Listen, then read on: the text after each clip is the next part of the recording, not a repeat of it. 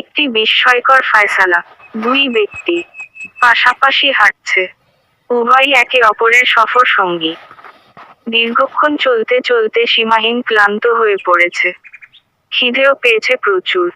সুতরাং আর পথ চলা নয়, এবার খানিক বিশ্রাম ও খাওয়া নেওয়ার পালা। দুজনে খেতে বসেছে।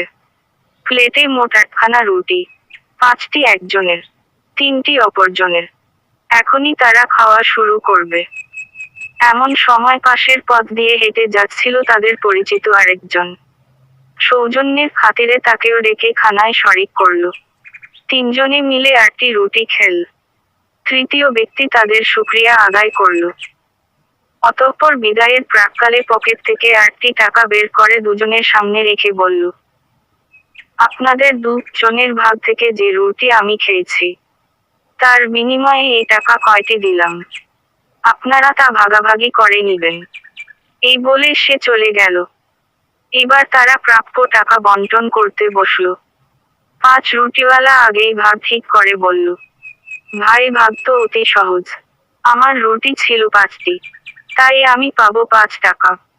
আর তোমার যেহেতু রুটি ছিল 3টি, তাই তুমি পাবে 3 টাকা। 3 রুটিওয়ালা এ বন্টন সরাসরি প্রত্যাখ্যান করল। সে বলল, না, তা হবে না, হতেও পারে না। কারণ যদি এই রুটিগুলো শুধু আমরাই খেতাম, তাহলে সমান সমানই খেতাম। আর সে এ টাকাগুলো দিয়েছে আমাদের দুজনকেই সমান লক্ষ্য করেই। সুতরাং আমার 4 টাকা, তোমার 4 টাকা। 5 রুটিওয়ালা এ প্রস্তাব মানতে রাজি হল না। 3 রুটিওয়ালাও তার পূর্বের কথায় অটল। এর বিকল্প কোন প্রস্তাবই সে মানবে না বলে পরিষ্কার জানিয়ে দিল। ইতিমধ্যে তাদের উচ্চবাচ্যে বহু লোকজন এসে জড়ো হলো। তারা সবাই মিলে একে একে দুজনকেই মানাতে চেষ্টা করল, কিন্তু কোন কাজ হলো না। উভয়ই আপন সিদ্ধান্তে অনড়, কেউ মতো পরিবর্তন করতে সম্মত হলো না। অবশেষে লোকজন বলল, ঠিক আছে, তোমরা যখন আমাদের কথা শুনলে না, সুতরাং এবার আমিরুল মুমিনিনের শরণাপন্ন হওয়া ছাড়া তোমাদের আর কোন উপায় নেই। হযরত আলী রাদিয়াল্লাহু এর দরবার কক্ষে অখণ্ড নীরবতা।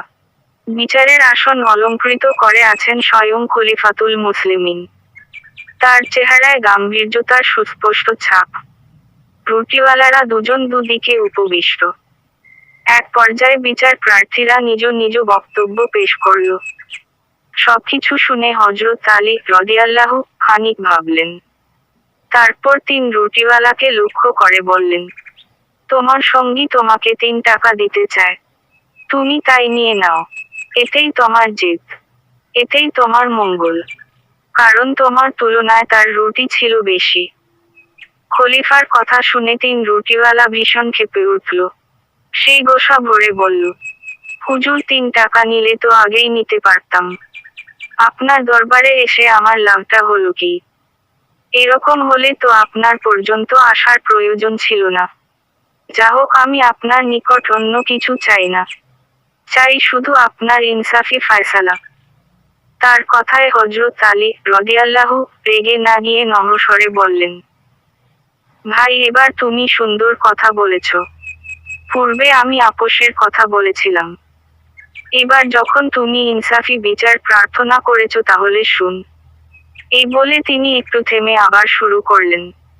বললেন, ইনসাফি বিচার মতে তোমার সাথে পাবে 7 টাকা আর তুমি পাবে মাত্র 1 টাকা। সুতরাং এবার তোমাকে 1 টাকা নিয়েই সন্তুষ্ট থাকতে হবে। নতুন ফায়সালা শুনে 3 রুটিওয়ালা তেলে বেগুনে জ্বলে উঠল। মনে মনে বলল, এর নাম কি ইনসাফি বিচার? এর নামই কি সুশাসন প্রতিষ্ঠা? খানিক পর সে রাগ সংবরণ করে বিস্মিত কণ্ঠে খলিফাকে সম্বোধন করে বলল, হযরতে, কি বলছেন আপনি? সে আমাকে 3 টাকা দিতে চায়, আমি নিতে চাইনি। আপনিও অনুরোধ করেছেন 3 টাকা নিতে, তাতেও আমি সম্মত হইনি। আর এখন আপনি বলছেন আমাকে 1 টাকা নিতে। এটা কি করে সম্ভব? খলিফাতুল মুসলিমিন হযরত আলী রাদিয়াল্লাহু একটু নড়ে চড়ে বসলেন। বললেন, 3 টাকার কথা ছিল আপোষ মীমাংসার কথা। কিন্তু তুমি তো আপোষ মীমাংসায় যেতে রাজি নও। তুমি চাও ইনসাফ। তুমি চাও সুবিচার, আর ইনসাফ ও সুবিচারের দৃষ্টিতে তুমি 1 টাকার বেশি কিছুতেই পেতে পার না। যদি বলো কিভাবে, তাহলে আমি একবার নয় 100 বার বুঝিয়ে দিতেও রাজি আছি। আলী রাদিয়াল্লাহু এর দৃঢ়তায় লোকটি নরম হয়ে এল। এবার সে তার গলার স্বর নিচু করে ভদ্রতার সাথে বলল, হযরত অনুগ্রহ করে আমাকে বুঝিয়ে দিন, কিভাবে আমি 1 টাকা পাওয়ার যোগ্য। যদি বুঝাতে পারেন, তবে আমি 1 টাকাই নেব, এর বেশি দাবি করব না।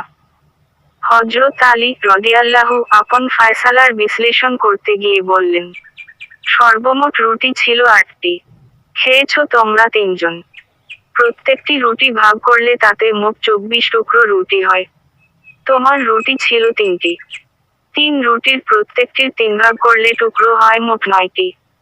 আর তোমার সঙ্গীর রুটি ছিল 5টি। 5 রুটির প্রত্যেকটির 3 ভাগ করলে টুকরো হয় মোট 15টি। কে কম খেয়েছে, কে বেশি খেয়েছে, সম্মিলিত খাওয়ায় এ তারতম্য করা হয় না। সুতরাং ধরা হবে যে তোমরা প্রত্যেকেই সমান খেয়েছ, অর্থাৎ 24 টুকরো রুটি থেকে প্রত্যেকেই 8 টুকরো করে খেয়েছ। এবার লক্ষ্য করো, তোমার রুটি ছিল 9 টুকরো, তন্মধ্যে তুমি নিজেই খেয়ে নিয়েছ 8 টুকরো, বাকি থাকলো 1 টুকরো। সুতরাং আগন্তুক তৃতীয় ব্যক্তি তোমার ভাগ থেকে কেবল 1 টুকরো রুটিই খেয়েছে। অপরদিকে তোমার সাথে ছিল 15 টুকরো, তন্মধ্যে সে নিজে খেয়েছে 8 টুকরো, বাকি রইল 7 টুকরো। সুতরাং তৃতীয় ব্যক্তি তার ভাগ থেকে খেয়েছে 7 টুকরো। লোকটি 8 টুকরোর বিনিময়ে 8 টাকা দিয়েছে। সুতরাং একথা খুবই পরিষ্কার যে 7 টুকরোর বিনিময়ে তোমার সাথে পাবে 7 টাকা, আর 1 টুকরোর বিনিময়ে তুমি পাবে 1 টাকা। ফায়সালার চমৎকার বিশ্লেষণ শুনে শুধু 3 রুটিওয়ালাই নয়, উপস্থিত সকলেই হতভম্ব হয়ে গেল। সকলেই খলিফার প্রখর বুদ্ধিমত্তার ভূয়সী প্রশংসা করল। অবশেষে 3 রুটিওয়ালা বলতে বাধ্য হল, হ্যাঁ, আমি 1 টাকাই পাওয়ার উপযুক্ত, এর বেশি নয়। খামাখা না বুঝে এতক্ষণ পাগলের মতো প্রলাপ বকলাম। এতটুকু বলে মনে মনে খলিফাকে ধন্যবাদ জানিয়ে 1 টাকা নিয়েই দরবার থেকে বেরিয়ে গেল। প্রিয় পাঠক, আলোচ্য ঘটনায় হযরত আলী রাদিয়াল্লাহু এর জ্ঞানের গভীরতা ও বিস্ময়কর বিচার বুদ্ধির প্রমাণ পাওয়া যায়। আল্লাহ পাক আমাদের সবাইকে হযরত সাহাবায়ে কেরামের পদাঙ্ক অনুসরণ করার তৌফিক দান করুন। সূত্র, তারিখে খুলাফা।